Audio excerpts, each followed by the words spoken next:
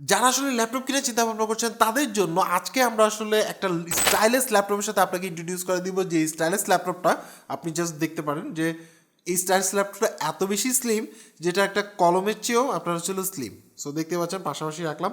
So তার মানে হচ্ছিল এমন একটা স্টাইলিশ ল্যাপটপ যেটা আসলে লাইট ওয়েট, মানে আমি হাতে ধরে রাখছি, আমার কাছে কিন্তু মনে হচ্ছে না কোনো হেভি কোনো ল্যাপটপ আমি ধরে রাখছি।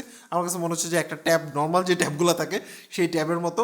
বাট এটা কিন্তু মোটামুটি পাওয়ারফুল বলা যায়। এই ল্যাপটপের মধ্যে কী আছে না আছে এবং এই ল্যাপটপটা স্পেসিফিকভাবে কাদের জন্য, টোটাল ডিটেলস নিয়ে আজকের ভিডিওটি। সো চলুন শুরু করি আজকের ভিডিও। এই হচ্ছে আসুসের একেবারে নিউলি লঞ্চ হওয়া Asus Zenbook S13 OLED, যেটা হচ্ছে 2023 মডেল, একেবারে লেটেস্ট মডেল আর কি। সো ব্যাগটা খুলে ফেললাম, এখানের মধ্যে কিছু ইনফরমেশন আছে। সো এবার কিন্তু তারা যে বক্সিং সিস্টেমটা করছে সেই ক্ষেত্রে কিন্তু একেবারে ইকো ফ্রেন্ডলি আপনার হচ্ছে ম্যাটেরিয়ালস ইউজ করার ট্রাই করছে। সো প্রথমে পেয়ে যাচ্ছে হচ্ছে আমাদের ক্যারিং ব্যাগ, দেন পাচ্ছেন হচ্ছিল আপনার 65 ওয়ার্ডের আপনার হচ্ছিল fast charger, nice to see. এবং এবার কিন্তু কোনো প্লাস্টিক দেয়নি, যদিও কোনো প্লাস্টিক নাই। সো এখানে type C to type C cable, যেটার মাধ্যমে চার্জ দিতে পারবেন। এবং হচ্ছিলো আপনার হচ্ছিলো বক্স। সো বক্সটা আমরা খুলে ফেলি। বক্সের মধ্যে সব কিছু কিন্তু দেখতে পাচ্ছেন যে 100% রিসাইকেল করা যাবে এমন ম্যাটেরিয়ালস তারা আসলে ইউজ করছে। এছাড়া হচ্ছে ইউজার ম্যানুয়াল, এবং এর মধ্যে ইউজ করেছে eco friendly plasma ceramic aluminium. So দেখতে কিন্তু আসলে অনেক বেশি ইউনিক লাগতেছিল এবং হচ্ছিল ডিফারেন্ট টাইপের আপনার হচ্ছিল পার্সোনালিটি এখানের মধ্যে ফিল পাচ্ছেন, বা নতুন একটা লুক আপনি কিন্তু পাবেন। এখানের মধ্যে দেখতে পাচ্ছেন যে পুরোটা ফ্ল্যাট করা যায় এবং এটা একেবারে স্লিম বলা যায়। 1.0 আপনার সেন্টিমিটার এটা সাইজ, এবং হচ্ছিল এখানে কোথাও কোথাও হচ্ছে 1.18 সেন্টিমিটার। সো পিছনের মধ্যে দেখতে পাচ্ছেন যে ডুয়েল ফ্যান ইউজ করা হয়েছে। এখন এটা উপর থেকে কিন্তু আপনি আসলে এটার যে হিট হয়, যেহেতু অনেক স্লিম, সো হিট হলে তখন এটাকে ঠান্ডা করার জন্য দুইটা ফ্যান অ্যাক্টিভেট হয়ে যায়। এটা একটু নয়েজ কিন্তু আমরা পাচ্ছিলাম যখন আমরা আসলে ফুল পারফরমেন্স নিচ্ছিলাম আর কি।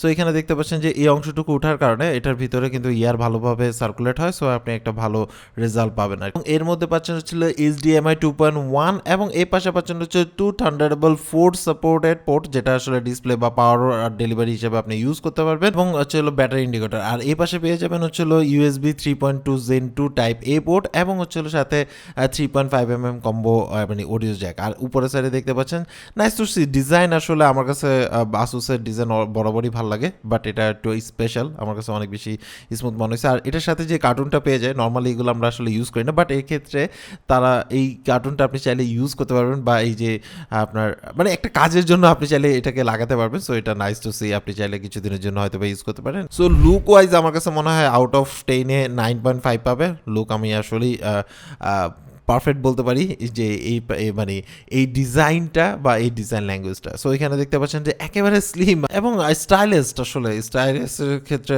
এটা আসলে আউট অফ 10-এ এটাও 9-এর আপ পাবে আর কি। সো এর মধ্যে আপনি আসলে ব্যাকলিট কি পাচ্ছেন, মানে কিবোর্ড পাচ্ছেন, যেটার মাধ্যমে দেখা গেছে যে আপনি টাইপিং এক্সপিরিয়েন্স মোটামুটি ভালো। এটা আসলে এক একজনের হাতের উপর ডিপেন্ড করে, বাট মোটামুটি ভালো স্পেস আছে। আপনি চাইলে 2 হ্যান্ডেডে যে টাইপিং করবেন সেটার এক্সপিরিয়েন্স ভালো হতে পারে। মানে আমার কাছে যেটা মনে হচ্ছে আমি একদমই স্মুথ ছিল। এবং 3 স্টেজে আপনার হচ্ছে ব্যাকলিট সাপোর্টটা পাবেন, মানে আপনার হচ্ছে অন্ধকারে কাজ করার ক্ষেত্রে। আর ট্র্যাক প্যাডটা কিন্তু ভালোই বড়। সো সেই ক্ষেত্রে আপনি আসলে একটা মানে বেটার ফিল পাবেন এবং ক্লিকেবল ফিল কিন্তু আপনি পাবেন। আর যদি ডিসপ্লের কথা বলি তাহলে সেক্ষেত্রে এর মধ্যে ইউজ করা হচ্ছে 2.8K OLED ডিসপ্লে, যেটা আসলে অসাধারণ। এবং ভেজেল নাই বললেই চলে, ভালো করে তাকালে বোঝা যায় যে ভেজেল নাই বললেই চলে। এবং এর মধ্যে কিন্তু আপনার হচ্ছে 13.3 ইঞ্চের ডিসপ্লে ইউজ করা হয়েছে। অ্যান্ড ওলেড যেহেতু 60 হার্জের ডিসপ্লে হওয়া সত্ত্বেও, এবং সাথে হচ্ছিল মানে 550 নিটের আপনার হচ্ছে ব্রাইটনেস পাবেন, মানে HDR পিক ব্রাইটনেস পাবেন। সো ইটস ওকে, বাট একটু গ্লসি ফিনিশ হওয়ার কারণে আউটডোরে ইউজ করতে একটু সমস্যা হতে পারে যদি ডিরেক্ট সানলাইট বা ডিরেক্ট আলো পড়ে, বাট আদারওয়াইজ আপনার কাছে কোনো ঝামেলা পড়বে না। এছাড়া হচ্ছিল হারমান কার্ডেনের আপনার হচ্ছিল সাপোর্ট পেয়ে যাবেন, এবং হচ্ছিল ডলবি অ্যাটমসের সাপোর্ট পাবেন। সো সাউন্ড কোয়ালিটি নিয়ে আসলে প্যারা খাবেন না, এবং দেখা যাচ্ছে ডেইলি টাস্কিংয়ে সকল ধরনের কাজ করতে পারবেন, ব্রাউজিং থেকে শুরু করে ভিডিও, মানে মিডিয়া কনজিউমার ক্ষেত্রে আপনি আসলে একটা ভালো মানে স্ট্যান্ড নিতে পারবেন, বা আসলে দেখে মজা পাবেন আর কি। সো ব্ল্যাকটাকে পিওর ব্ল্যাক কিন্তু দেখায় এটার মধ্যে।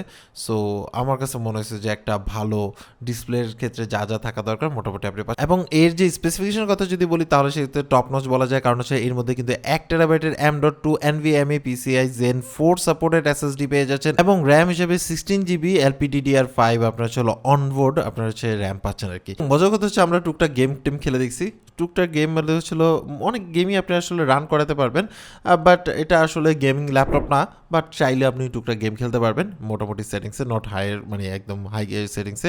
সো এর মধ্যে ইউজ করা হচ্ছে ইন্টেলের i7 প্রসেসর, একেবারে নিউ একটা প্রসেসর, যেটা হচ্ছে 13 Gen 1355U প্রসেসর, এবং আমরা কিছু র্যান্ডম টেস্ট করেছি যেটা হচ্ছে এর মধ্যে কিন্তু 10 কোর 12 থ্রেডের প্রসেসর। সো বেস ক্লক কিন্তু আপনার হচ্ছিল 1.7 গিগার্স হওয়ার কথা ছিল, বাট আমরা যখন টেস্ট করতেছিলাম তখন সেই ক্ষেত্রে কিন্তু আমাদের রেজাল্টটা কিন্তু প্রায় আপনার হচ্ছিল 3.55 গিগার্স থেকে 4 গিগার্স সামথিং কিন্তু আপনার হচ্ছিল আপ ডাউন করতেছিল।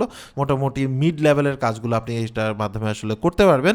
So nice to see. এখানে কিন্তু আপনার 5200 মেগাহার্টসের আপনার হচ্ছিল এই র্যাম ইউজ করা হয়েছে। So nice to see. এসএসডির ক্ষেত্রে কিন্তু স্পিডটা আপনারা দেখতে পাচ্ছেন যে রিড রাইট স্পিড কিন্তু জিবিপিএস এর উপরে থাকে। সো এটা একটা ভালো দিক। এছাড়াও ওয়াইফাই মানে 6E পাচ্ছেন, সো বেটার একটা রেজাল্ট পাবেন ওয়াইফাই কানেক্টিভিটির ক্ষেত্রে। এবং জিপিউর ক্ষেত্রে আপনি দেখতে পাচ্ছেন যে 7.8 GB মানে 8 GB আমরা যেটা বলি সেটা কিন্তু আপনারা পাচ্ছেন, বাট এটা হচ্ছিল ইন্টেলের IRIS এক্সি গ্রাফিক্স ইউজ করার কারণে আপনার হচ্ছিল গ্রাফিক্যাল একটা ভালো সাপোর্ট পাবেন আর কি। সো এই ক্ষেত্রে আপনারা এটা নিয়ে একটু রিসার্চ করতে পারেন যে আপনার ডেলি ওয়ার্কের ক্ষেত্রে। এখানের মধ্যে এডিটিংয়ের কথা যদি বলতে চাই, আপনি 1080p এডিট করতে পারবেন তেমন কোনো ঝামেলা ছাড়া, বাট এই ক্ষেত্রে আবারও বলতেছি যে আপনার আসলে ইউজ কেসের উপর ডিপেন্ড করে, বাট আমরা আসলে এটা রেন্ডারিং বা কন্টেন্ট ক্রিয়েটরদের জন্য না এই ল্যাপটপ, বাট আপনি চাইলে হালকা পাতলা এডিটিং করতে পারেন 1080p। 4K তো ট্রাই করতে পারেন, বাট এই ক্ষেত্রে FPS মিসিং হয়। কন্টেন্ট ক্রিয়েশন মিড লেভেলের কাজগুলো আপনি কিন্তু অনায়াসে করতে পারবেন, এবং দেখতে পাচ্ছেন যে আমরা রেন্ডার দিয়েও টেস্ট করে দেখছি, রেন্ডারিং টাইমটাও অনেকটাই মানে আপনার হচ্ছে একসেপ্টেবল আর কি। সো ওভারঅল পারফরমেন্সের কথা যদি বলছি আমার কাছে ভালো লাগছে। এছাড়া হচ্ছে এর মধ্যে ইউজ করা হয়েছে আপনার ফুল এইচডি ক্যামেরা উইথ হচ্ছিল IR ফাংশন, যেখানে মানে দুইটা ক্যামেরার মতো দেখতে পাচ্ছেন, যদিও একটু ব্ল্যাকের কারণে দেখা যাচ্ছে না।